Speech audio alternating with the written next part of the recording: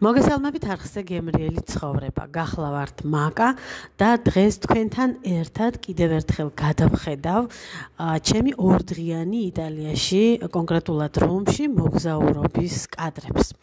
ჩვენი თვითმიზანი არ იყო არც მოგზაურობა დათვალიერება, არც რაიმეს შეძენა, უბრალოდ ჩემს მეუღლეს ჰქონდა საქმე და ჩვენ ორივემ ერთად 2 დღე გავატარეთ რომში. ჩემთვის ესეც სასიამოვნო იყო, იმიტომ რომ თქვენ კარგად იცით, მე მიყვარს ეს ქვეყანა, ამ ქვეყანაში დიდი დრო მაქვს გატარებული და ჩემთვის თუნდაც საქმეზე წასვლა და ერთ ქუჩაზე გასეირნება ამ ქალაქში და ამ ქვეყანაში ძალიან სასიამოვნოა. თქვენ ახლა კადრებს ხედავთ გამთენიისას, თუ როგორ მივდივართ ჩვენ მილანიდან მატარებლით რომის მიმართულებით, ვართ ძალიან დაღლილები, გამოუძინებლები, თუმცა მე მაინც ამოვიღე ტელეფონი და რაღაცა პატარა კადრები გადავიღე აი ამ ნისლიან სოფელზე. ნახეთ როგორი მწვანეა იანვრის დასაწყისში ყველაფერი არც ივა იტალიაში ისე რომ ბალახი გადახმეს და ფოთოლი ბოლომდე დაცვივდეს და აი უკვე ჩვენ რომში ვართ. ჩვენ ეს 2 დღე ვიყავით მეგობართან, მეგობრის სახლში გავატარეთ ეს 2 დღე და 2 ღამე. საკმაოდ ესეთი ცენტრისგან მოშორებულია, ავტობუსით დაახლოებით საათი 20 წუთი უნდა ამ უბნამდე, ეს კი ძველი გალავანია და აქ რაღაცა საწყობია, წვენების და წყლის ბოთლების ყუთები დავინახე. ეს ჩემი მეგობრის ვერანდა, ესე ვთქვათ, პირველ სართულზე ცხოვრობს და გასასვლელია აი ამ ვერანდაზე. შაშვი დავინახე და გადავიღე, თუმცა ფოკუსში არ არის, ნამდვილად შაშვია. ბროწეულის ქვეშ ვართ, ფოთლები მუდმივად ცვივა ამ ხეს. ყვავილი დგას პლასმასის მაგიდაზე და ეს მშვენიერი ყავის მისართმევი ადგილია, მაშინ როცა კარგი ამინდია. ძალიან დაღლილებმა ადრე დავიძინეთ, მეორე დილით კი აი ესეთი კრიალა ლურჯიცა და მზე დაგხვდა და საკმაოდ ადრე მე ავდექი და წავედი მაღაზიაში პროდუქტების შესაძენად იქვე ყურის ძირში. ამ უბანს თავისი მაღაზია აქვს, რა თქმა უნდა, მაღაზიები, მარკეტები, ძვირფასი პროდუქტის მაღაზიები, გალანტერიები და ისე როგორ იქნება, რომ ერთი უბანი და ერთი ქუჩა რომში არ არსებობს ჩინური მაღაზიის გარეშე, ლაჩინეზი, ჩინელების მაღაზია, რომლებსაც ერთგვარი 1000 წვრილმანი აქვთ. და ძალიან ხშირად სარგებლობენ იტალიელები ამ მაღაზიებით, იმიტომ რომ მათთან იაფია.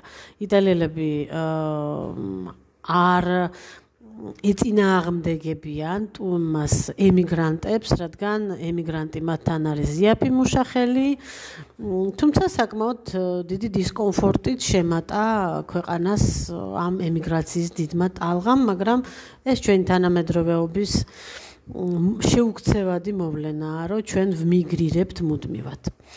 კაფეა, აგერ მშენებლობა, ნახეთ პატარა მანქანებს დააკვირდით, შეიძლება მთელი დღე იაროთ და ერთი ჯიპი ვერ ნახოთ, უფრო მინივენებია საოჯახო და ტურისტული და პატარა ჰეჩბექები, პატარა 4-კარიანი და ძალიან ხშირად 2-კარიანი, 2-ადგილიანი და 1-ადგილიანი მანქანებიც.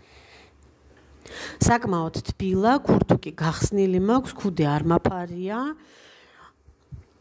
მივდივარ მაღაზიისკენ, აი ეს არის მაღაზია, რომელიც თურმე სოფლის ნობათით არის სავსე და ცნობილი და აქ საკმაოდ ძვირია კუპატი, ძეხვი, სოსისი, ყველი. მე კი მივდივარ ევროსპინში, ეს არის ერთგვარი მას მარკეტი, ერთ-ერთი ყველაზე იაფასიანი შევედი მარკეტი იტალიაში. მერკატოში შევედით. აი, ბორბლებიანი. მისზე მაქვს ხომ ეგეთი ბორბლები. ეხლა დამავიწყო და რო წყალი მქონდა საყიდელი. მონახოთ აბა ასორტიმენტი. რაზე გვაქვს ფასტაკლება? შამპანიურიო, მაკარონიო, ამაზე ხო სულ არის ტონო, 4 ძალიანი ტონო 2.74-ია. კეთილი და პატიოსანი. შევედით. აი ყვაილები. აი ყვაილები, ასეთი დიდებიც არის და ესენიც მინდა. Amo essere che cose. ეს რაღაცა კონკრეტულად ერთი კომპანიაა და ამის კომპანიის პროდუქცია გაიჩნდა.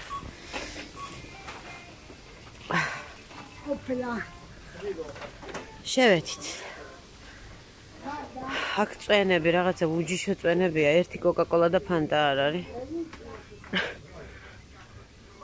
აჰა. ცუკოები, ეს ის მსხლის წვენია, რძით რო სვავენ ესენი.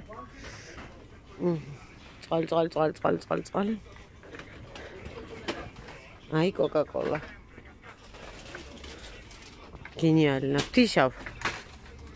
ლიმონჩელო. იქვე მაღაზიასთან იყო საკანცელერიო მაღაზია, რომელსაც ჯერ კიდევ ვიტრინების სავსე ჰქონდა საშობაო ხელნაკეთი პრეზევებით. პრეზევი არის აი ასეთი მინიატურები, დიორამები, რომლებიც ასახიერებენ ქრისტეშობის დაბა ხანის ეპოქის სცენებს. ზოგი არის ოსტატი, ზოგი არის ვაჭარი, ზოგი არის თეატრალი, თავისი სცენებით, თავისი სახლებით, თავისი მისადგომებით და რაღაც ყველაზე გავრცელებულია ქრისტეშობის სცენა აი ამ პრეზევებში. პრეზევი თვითონ აი ამ ქრისტეშობის სცენას და აი ამ ბაგას ქვია სწორედ. ხელნაკეთია ეს ყოველი, ზოგი პაპიე-მაშეა, ზოგი კერამიკა, ზოგი ქვა, ზოგი ხეა, შიგნით შეყვანილია პატარა სანათები, თითქოს ცეცხლია, თითქოს მზეა, თითქოს ინახეთ მოძრაობენ ფიგურები, ვიღაცა ცომს ზელს, ვიღაცა შეშას აპობს. მოკლედ ყველაფერი ეს ძალიან ლამაზი სანახავია, საკმაოდ ზვირადღირებული სიამოვნებაა. იტალიელები დიდად არიან ამ ყველაფრით გატაცებულები, ისინი ყიდულობენ აი ამ სცენებს და ყოველ შობა ახალ წელს ამატებენ ახალ ფიგურებს, ახალ შენობებს, ან თავად ამზადებენ. ჩინელების მაღაზიაშიც მინახავს, თუმცა ხელნაკეთი უფრო მეტად ფასობს, იმიტომ რომ ხელნაკეთი უკვე ხელოვნებაა. აი იესოს დაბადების სცენა და ფიგურები, მოგვები, მარიამი, ყრმა იესო, ცალკე ფიგურებიც იყიდება, კომპლექტებიც არის, აი დაახლოებით 3 ევროდან 200-500 ევრომდეა ეს ყველაფერი. მეორე მხარეს, ჩვეულებრივი ესეთი ევროპაში და ამერიკაში გავრცელებული სიმბოლიკა და ფერები, საახალწლო ჭურჭელი, კერამიკა და სუვენირები. იანვრის დასაწყისისთვის გასაკვირია, რომ ჯერ კიდევ არის შემორჩენილი. ნახეთ რა წერია ბაბო ნატალე. ბაბო ნატალე არის იტალიელებისთვის იგივე თოვლის ბაბუა, ბებო, რომელსაც მიაქვს ბავშვებთან საჩუქრები.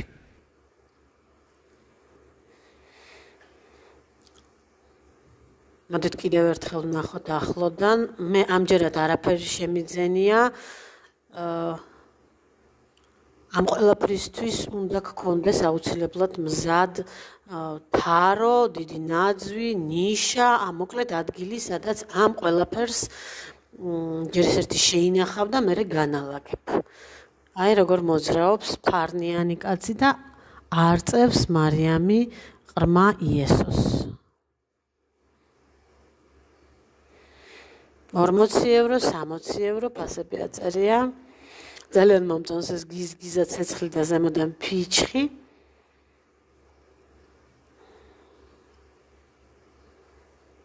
მცხრები, ჩოჩორი. ქვაფს კარგად ურევს ის ხელოსანი, რას აკეთებს, რა არის ხელოსანი არ ხვდები, ვიღაცა ძაფს ართავს. აი ცხოველები. მოკლედ ძალიან სასიამოვნოა ამ ყველაფრის ყურება და ალბათ მზადებაც თუ ეს კარგად იცი და კარგად გამოგდის. ბანკოს თამაშობენ. იტალიელები აზარტულები არიან ძალიან. აი ესეთი ამბებია. ნელ-ნელა უკვე იღებენ ესენი ამ დეკორაციებს საშობაოს. ეს არის მაღაზია წიგნების და რაღაც მეულების და საკანცელერიო მოკლედ და ესა, რა ქვია. მაგათ ქონდათ ეს ნეაპოლიტანური ტრადიცია, აი პატარა სუვენირების კეთების. ვგიჟდები ემბოსტნეულზე. აბატონო. ფასტაკლება ქონიათ დღეს. და შევიძინოთ იქნება. მაგრამ იმდენი ათხოვდი აქ მაგმას ბოსტნეულს. მთელი ფოთლები და ძირები უნდა შემოაჭრა და ხელში გსება ხვიშტი. Вот так. ჩინურ მაღაზიაში მივდივარ, სკოჩი უნდა ვიყიდო, ამანათი უნდა გადავსკოჩო. ეს ჩვეულებრივი ამბავია აქ. ჩინელები გავამდიდრეთ ამდენი იმითი. რა ქვია? სკოჩი. როგორც გითხარით, ჩინელებს ბევრი მაღაზია აქვთ, ყოველ ფეხის ნაბიჯზე შეხვდებით, ყველანაირი წვრილმანი აქვთ. განსხვავდება მათი აქაური საქონელი იმ საქონელისგან, რომელიც საქართველოში შემოდის, ჩვენთან ბევრად უფრო უხარისხოა, იქ ბევრად უფრო ლამაზი და ხარისხიანია ხოლმე. მე ბუბუსთვის მინდოდა ქურთუკი შემეძინა, მაგრამ მისი ზომა არ იყო. 6 ევრო ღირდა ეს გაბერილი ქურთუკი. ვეძებ ახლა სკოჩს და მინდა კიდევ აღვნიშნო, რომ ჩინელები ძალიან კარგად არიან ადაპტირებულები იტალიაში, ლაპარაკობენ ინგლისურად, ლაპარაკობენ იტალიურად და მათი შვილები ძალიან კარგად სწავლობენ ამ ქვეყანაში. ფრინველების ჟღურტული და ჭიკ-ჭიკი და ეს ჭიხ-ჭიხი ყოველ დილას საღამოს არის საოცარი ნებისმიერ სეზონზე. უკვე საღამოვდება და ნახეთ რა დღეში არიან ჩიტები. ეს ალბათ იმიტომ რომ ახლოს არის ზღვა, ალბათ იმიტომ რომ ძალიან არის შენარჩუნებული, კარგად არის შენარჩუნებული ამ მრავალმილიონიან ქალაქში ხე და სიმწვანე. ლუა ისი გენაცვალე. აქვს თან თავისი კაფე. აგერ.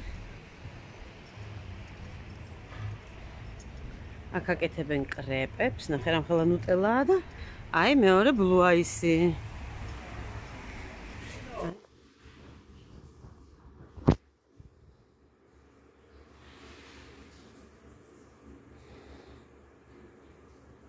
და აი აქ არის სამრეცხაო, რომელშიც იტალიელები დიდ სააბნებს, გადასაფარებლებს, სქელ პალტოებსა და ქურთუკებს რეცხავენ, იმიტომ რომ აქ ნესტია მოგეხსენებათ, ძვირია წყალი, ძვირია დენი და ურჩევნიათ სამრეცხაოში წაიღონ და იქიდან კარგად გამშრალი წამოიღონ.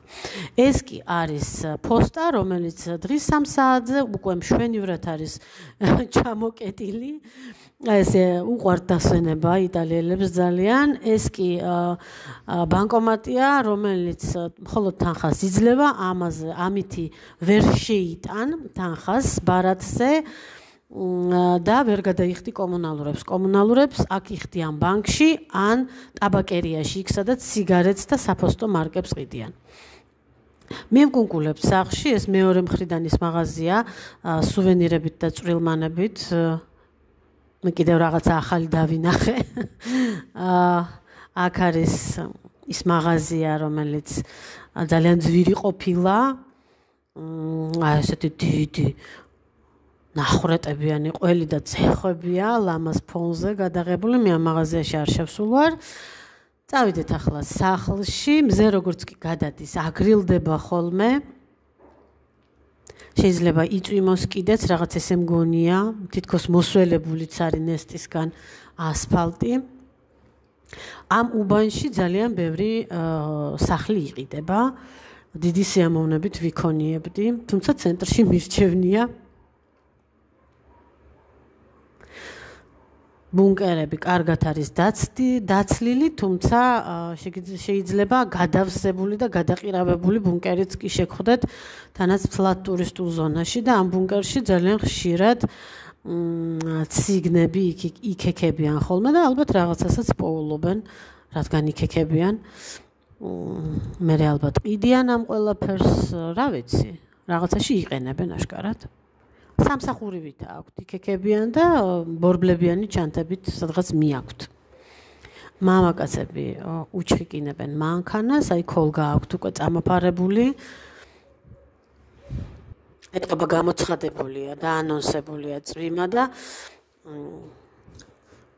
ქოლგით გამოვიდნენ.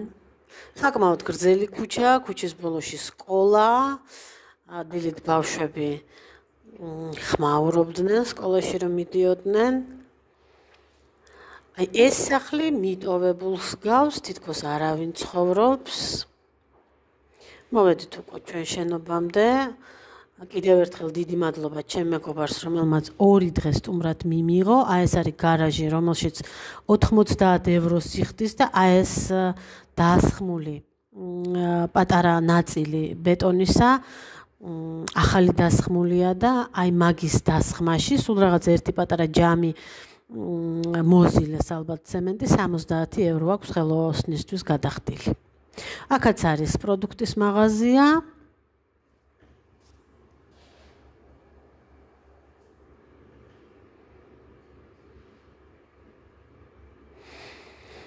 და ახლა უკვე მეორე დილა ღამე იწვიმა, ნახეთ როგორი ნისლია. წესი და რიგით უკვე კარგი გათენებული უნდა იყოს, უკვე 9 საათია, ნახეთ მზე და ნისლი ერთად, ეს ყველაფერი ძალიან ლამაზია. თუ მე მელამაზება რომ მიყვარს ეს ყველაფერი ვერ გეტყვით. დღეს უკვე შინ ვბრუნდებით. ესე სწრაფად გაიარა ჩვენმა რომში ყოფნის 2 დღემ. მივდივართ ახლა ტრანსპორტისკენ. მაოცებს ეს პატარა მანქანები ამ ქალაქში. 2025 წელი არის რომის საიუბილეო წელიწადი. 2024-ში ძალიან ბევრი, კონკრეტულად კი 204 პროექტი იყო ჩაშვებული, რომელიც გულისხმობდა აღდგენით სამუშაოებს, სარემონტო სამუშაოებს, სიძველეებზე და არა მხოლოდ, რადგან იგეგმება, რომ 2025 წელს ბევრი საინტერესო ღონისძიება უნდა ჩატარდეს ქალაქში და ბევრი ტურისტი იქნება და განახლებული რომი უნდათ რომ დაახვედრონ საიუბილეოდ. შესაბამისად, ვინც გეგმავთ მოგზაურობას 2025 წელს გაითვალისწინეთ, რომ იქნება ბევრი ხალხი და ბევრი ტურისტი და გაითვალისწინეთ გიღირთ თუ არა სეზონზე სიცხეში ბევრ ხალხთან ერთად დათვალიერება არის საკმაოდ დისკომფორტული. სიახლე ის ყოფილა რომ ძალიან ბევრი ობიექტი ტურისტული და ღირსშესანიშნაობა გამხდარა ფასიანი, მათ შორის ტრევის შადრევანი 2 ევროა მისი ნახვა და ისე მოუწყიათ რომ ახლოს უკვე მოაჯერთან ვეღარ მიდიხარ. ჩვენ ახლა უკვე ვსხედვართ ავტობუსში, რომელიც აეროპორტისკენ წაგვიყვანს. მე კი გემშვიდობებით, მომავალ შეხვედრამდე.